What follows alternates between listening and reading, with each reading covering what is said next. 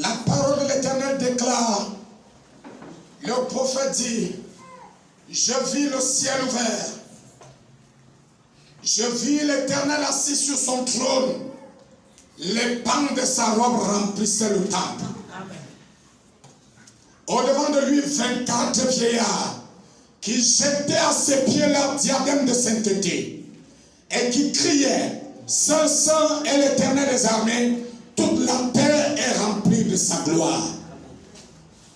Des séraphins volaient autour de l'autel.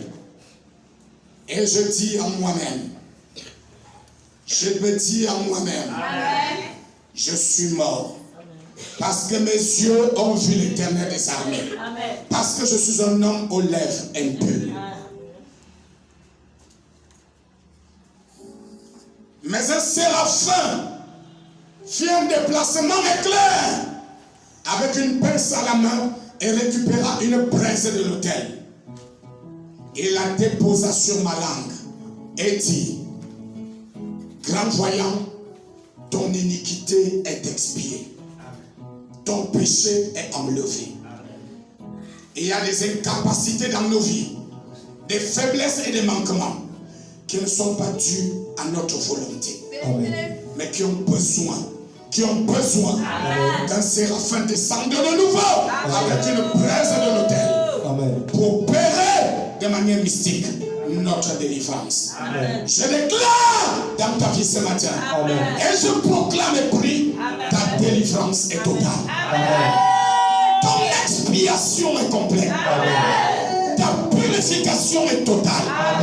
Tu es délivré de ton péché. Tu es délivré de ce caractère. Tu es libéré de cette habitude, de cette attitude, de ce comportement qui est devenu un frein et un blocage à ton avancement. Je déclare et proclame ce matin, tu décolles et entre maintenant dans le firmament de la gloire pour accomplir la destinée et la volonté de Dieu. Reçois une capacité surnaturelle. Reçois un caractère nouveau. Reçois un comportement nouveau. Reçois des habitudes nouvelles. Reçois des attitudes nouvelles. Et marche en nouveauté de vie. Parce que Séraphin, dans la chair humaine, a pris la révélation de la parole et l'a apporté vers toi ce matin par la grâce du Saint-Esprit. Et nous croyons que tu as été totalement délivré. Écoute-moi ce matin. Écoute-moi ce matin. Abihu et Nadab, les deux fils d'Aaron, ont été tués parce qu'au lieu de prendre le feu qui était sur le chandelier, ils sont allés à l'extérieur prendre du feu étranger. L'un des éléments qui nous tue aujourd'hui, c'est qu'on est incapable de se connecter au feu que Dieu a préparé pour nous. Nous voulons des feux qui viennent d'ailleurs. Nous pensons qu'ils nous feront avancer. Mais un feu étranger ne peut pas te faire avancer.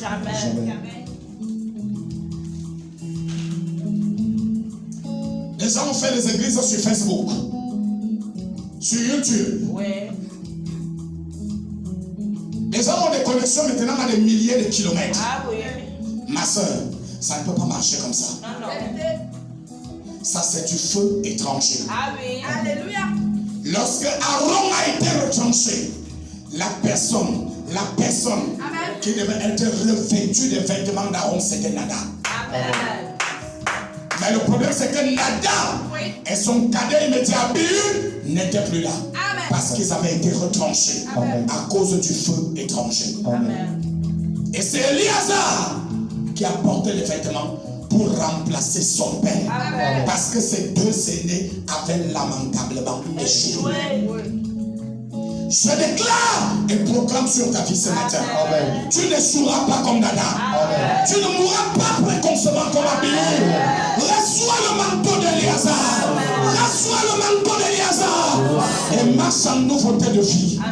Pour que par toi, en toi, avec toi, Dieu soit honoré, Dieu soit glorifié, Dieu soit magnifié. Vous savez, frère, les gens ont créé des pères spirituels. Quelqu'un qui ne peut pas te conduire, qui ne peut pas te blâmer, qui ne peut pas te corriger, avec qui tu ne peux pas entrer en contact, ne peut pas être ton père spirituel. Amen. Frère, ça c'est le feu étranger. Parce que ce monsieur ne te connaît pas. Il ne connaît pas tes problèmes. Il ne connaît pas ta situation. Il ne connaît rien de ta vie. Il ne peut pas être ton père. C'est Abihu et Nadab. Alléluia. Et le faux, quand on dit paternité, c'est quelqu'un qui doit te connaître. C'est quelqu'un avec qui tu peux être. Amen. Parce que s'il y a une caractéristique entre un fils et un père, entre une mère et une fille, c'est une relation de contact. Amen. De contact. Amen. C'est une relation de contact. Amen. Je vois des gens qui partent. Mets la main sur l'écran. Ribobo.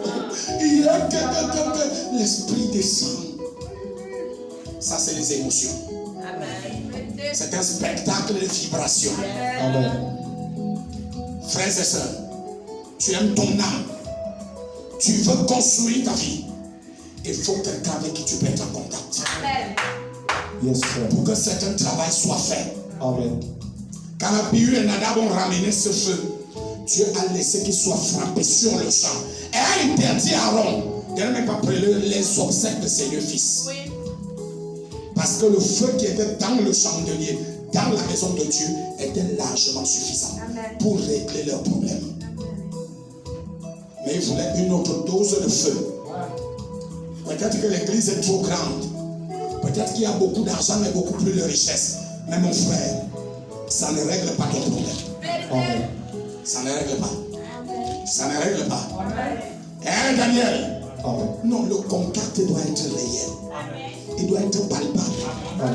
Il doit être physique. Amen. Même si je dois te malmener, supporte d'être malmené Amen. dans un père que tu vois et avec qui tu peux être en contact. Yes, sir. Frère, on est dans une génération où les amis tous se sont levés. Amen. Tout le monde connaît. Tu lis 2 versets bibliques, tu connais déjà. Tu lis 3 versets, tu connais déjà. Amen. On n'a plus rien à te dire. Et ça a tout créé. Et l'église est davantage faible. Amen.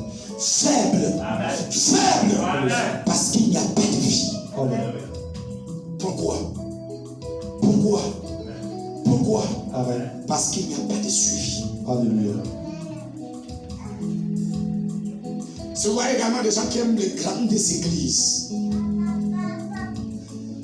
Ils ont des choses à cacher.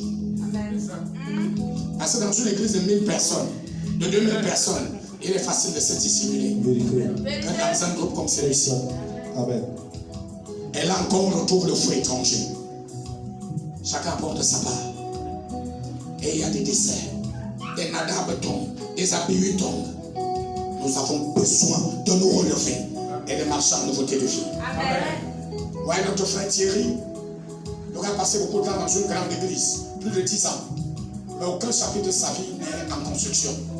Parce que mon frère, même là-bas, on ne peut pas te suivre. Ce qui les intéresse, c'est le combo. Mon frère, on ira faire le bilan quand on sera à la morgue. Amen.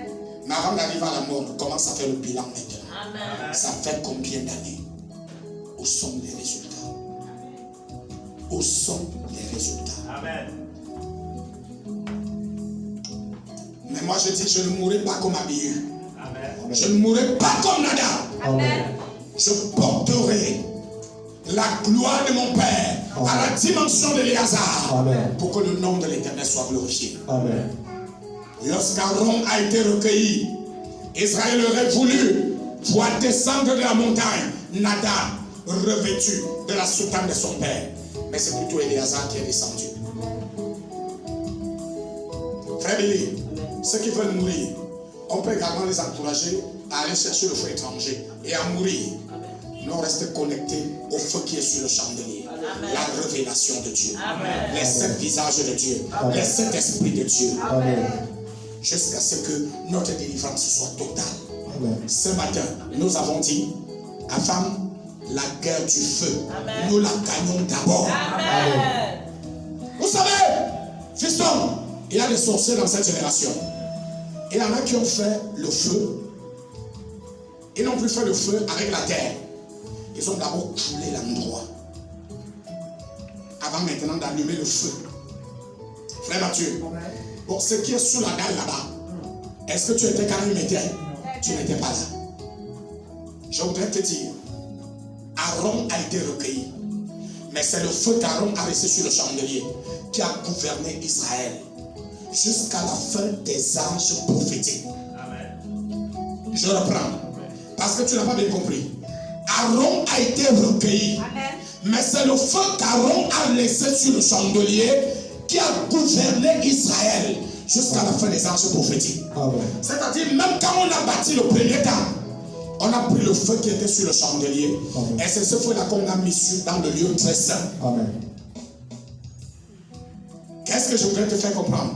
Je voudrais te dire, ta mère peut mourir, ta grand-mère peut mourir, ton arrière-grand-mère peut mourir.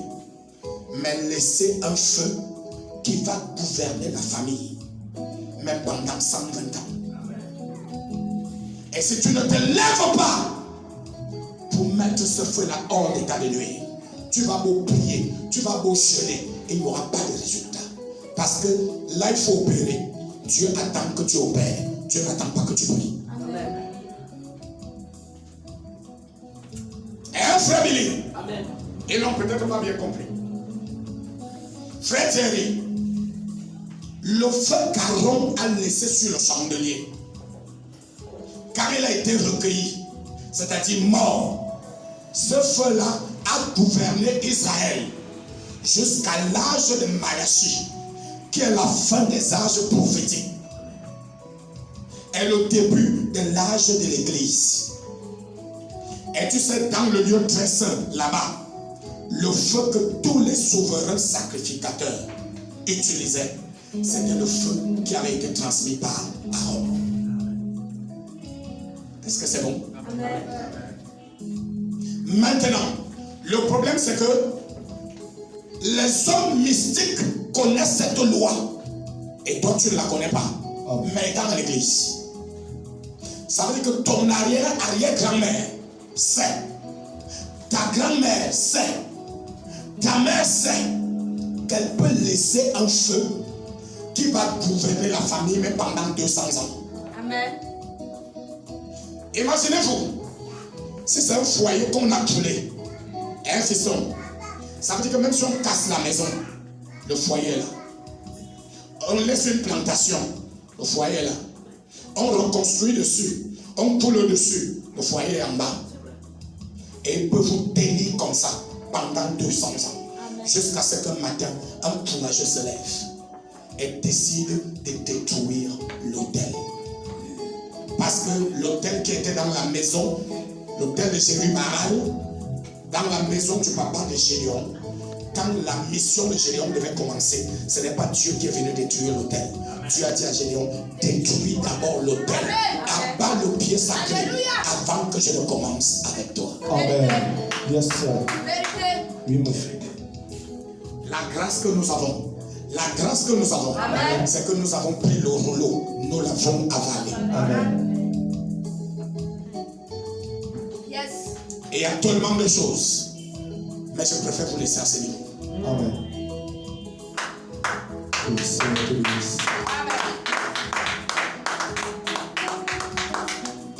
Donc, servante du Seigneur, quand on va faire la vraie cuisine, cool.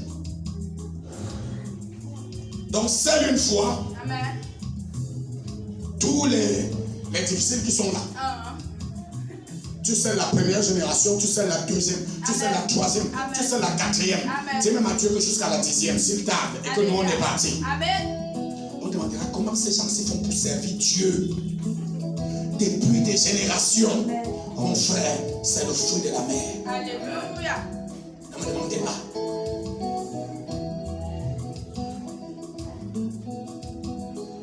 Vous savez pourquoi les catholiques sont forts? Parce qu'ils ont leur feu. Amen. Et à chaque paroisse, on dépose d'abord l'autel et on fait le feu avant que les constructions ne continuent. J'ai été enfant de cœur, donc je sais de quoi il est question. Parce que j'ai porté l'encens soi. Mes amis, on ne parle pas du ribobo ici. On ne parle pas de Jésus sauvé guéri.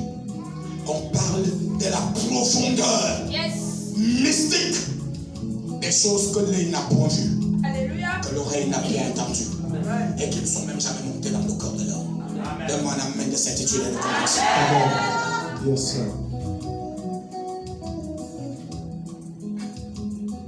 Vous savez, mon père, Sa Majesté Fédangolo Samuel, a eu plusieurs femmes. Mais il y a une seule cuisine qui est debout actuellement. C'est la cuisine de Maman Bilor. Elle n'est plus en vie depuis des années. Mais cette cuisine continue de gouverner. Et quand j'arrive au village, je vois Maman Bilor qui sort toujours à ma rencontre. Pour quelle raison? Parce qu'à cause de l'autel de sa cuisine, elle est toujours là. Amen. C'est ça. Yes. Je reprends. À cause de l'autel de sa cuisine, elle est toujours là. Et quand je suis arrivé, je vais dire quelque chose de très grave. Quand je suis arrivé, je n'ai pas été adopté fils de Maman Mendy. J'ai été adopté fils de Maman Bilor, mystique.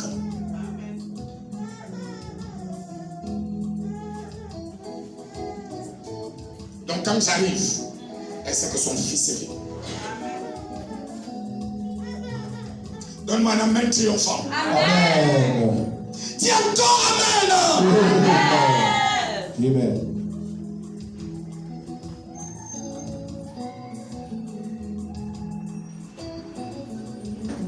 C'est pourquoi tous les autres sont partis. Et je suis resté avec vous.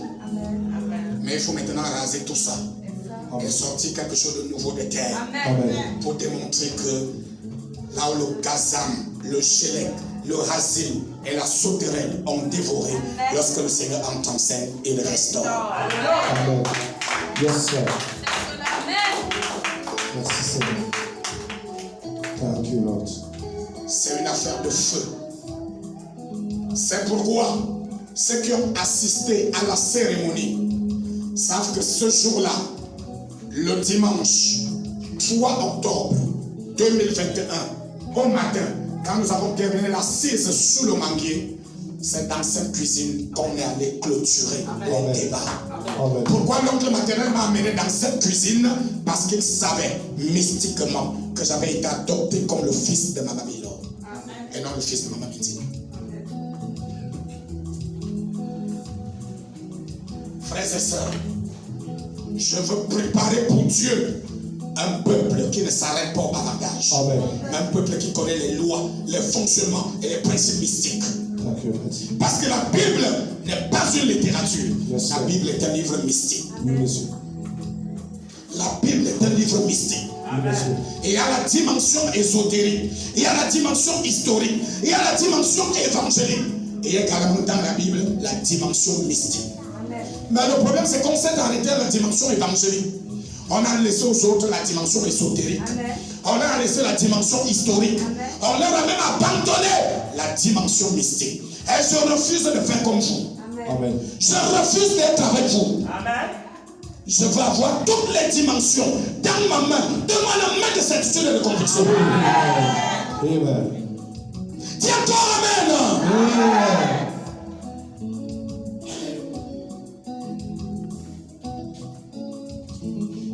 Est-ce que nous pouvons nous lever?